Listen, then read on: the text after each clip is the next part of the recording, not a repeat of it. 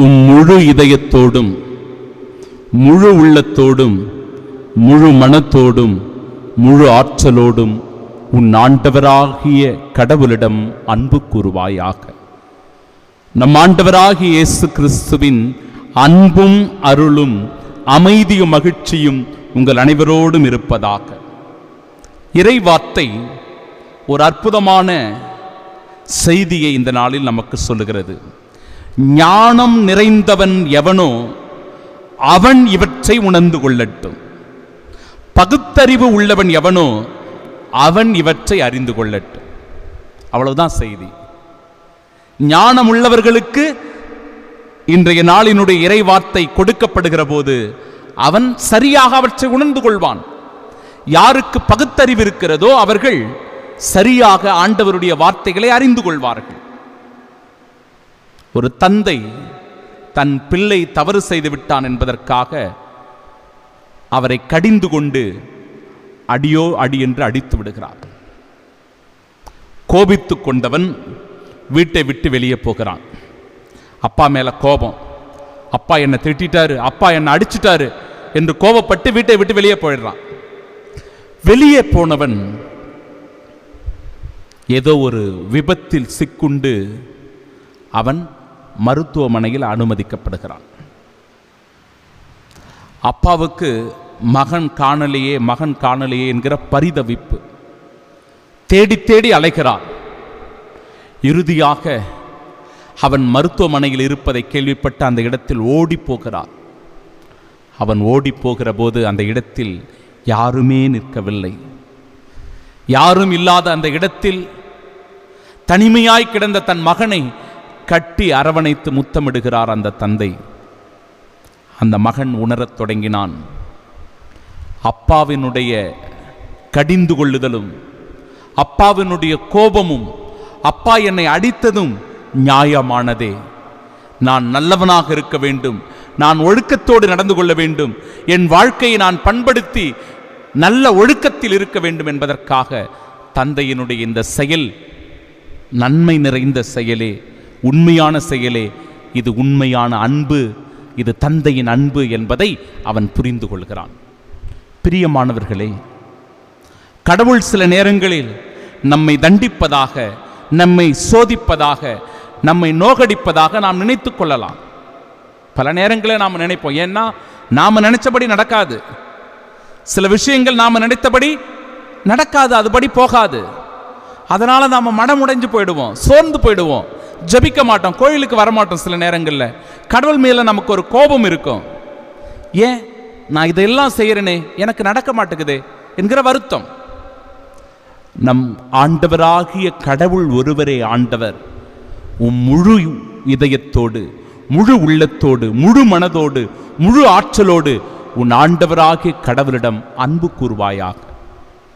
இந்த அன்பு உண்மையான அன்பா? நான் கடவுள் மீது கொண்டிருக்கிற அன்பு உண்மையான அன்பா அல்லது சுயநல அன்பா? என் தேவைக்கான அன்பா? அவரிடத்தில் எதையோ வேண்டி நான் அன்பு செலுத்துகிறேனா? சிந்தித்து பார்க்க வேண்டும். இறைவார்த்தை சொல்லுகிறது, உன் மீது நீ அன்பு கூறுவது போல உனக்கு அடுத்திருப்பவர் மீதும் அன்பு கூறுவாயாக. நான் சொன்னபடி முதல் வாசகம் பல ஆசீர்வாதங்களை அள்ளித் தருகிறது இந்த நாளில். பாருங்களேன், அந்த வார்த்தைகளை பாருங்க. நான் உன்னை குணமாக்குவேன், உன்னை நான் உளமாற அன்பு கூறுவேன், உன் மீது எனக்கு இருந்த சினம் தணிந்து விட்டது, நான் இஸ்ரேலுக்கு பனி போல இருப்பேன், அவன் லீலி போல மலருவான், லெபனோனின் மரம் போல வேரூன்றி நிற்பான், அவனுடைய கிளைகள் விரிந்து பரவும், அவன் பொலிவு ஒலிவ மரம் போல இருக்கும், லெபனோனை போல அவன் நறுமணம் பரப்புவான். எவ்வளவு ஆசீர்வாதம் பத்தியா! கடவுளோடு நாம் இருக்கும்போது, கடவுளை நாம் நேசிக்கும் போது, அன்பு செய்யும் போது இத்தனை ஆசீர்வாதங்கள் நமக்கு அள்ளி கொடுக்கப்படுகிறது. மேலுமாய் சொல்லப்படுகிறது, அவர்கள் திரும்பி வந்து என் நிழலில் குடியிருப்பார்கள், கோதுமை போல அவர்கள் தழைத்தோங்குவார்கள், திராட்சை கொடி போல அவர்கள் செழிப்படைவார்கள், லெபனோனின் திராட்சை ரசம் போல அவர்களுடைய புகழ் விளங்கும். இப்ப யார் கடவுளுடைய கட்டளைகளை ஏற்று கடைபிடிக்கிறார்களோ, கடவுளுடைய குரலுக்கு செவி சாய்க்கிறார்களோ, ஆண்டவருடைய பக்கமாக நிற்கிறார்களோ, ஆண்டவருடைய திருவிழப்படி சித்தப்படி வாழ்கிறார்களோ அவர்களுக்கு இந்த ஆசீர்வாதம் எல்லாம் கொடுக்கப்படுகிறது.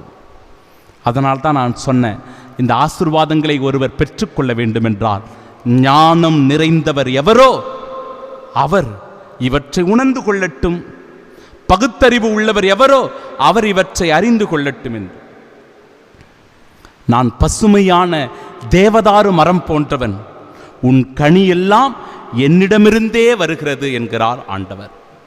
என் அன்பு சகோதர சகோதரிகளே, இறைவனை நேசிக்கின்ற ஒரு மனிதன், இறைவனை முழுமையாக அன்பு செய்கிற ஒரு மனிதன் நிச்சயமாக தன் உடன் வாழ்கிற பிற சகோதர சகோதரிகளையும் நேசிப்பார், அன்பு செய்வார். அதில் எல்லளவும் ஐயமில்லை.